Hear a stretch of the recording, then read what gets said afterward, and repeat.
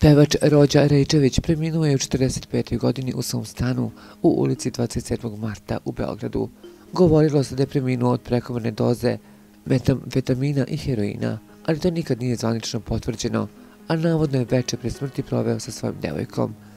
Već godinama obožavaoce pokojnog pevača intrigira njegov kofer koji je ostao na hodniku zgrade u kojoj je stanovao i po kojeg niko nije došao ni toliko godina posle njegove smrti. Ipak, to nije jedina misterija vezana za velikog estradnog umetnika.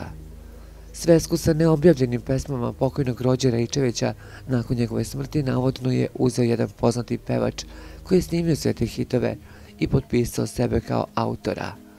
Jedna od onih koji su upućeni u tu priču jeste i Biljana Vujović, tekstopisac brojnih hitova koja je poznavala Rođu. Mnogi su upućeni u tu priču. Čula sam da je posle Rođine smrti svesku uzeo njegov prijatelj i kolega sa kojim je on bio blizak. U prvi mah sam sumnjala da je to tačno, ali kasnije sam se uverila da u tome ima istine. Vrlo brzo, tada jedva poznati pevač počinje da snima albume na kojima su sve bile hit pesme. On postaje vrlo poznat i cenjen. Karijeru je izgradio na Rođinim pesmama za koje ljudi veruju da je on sam pisao.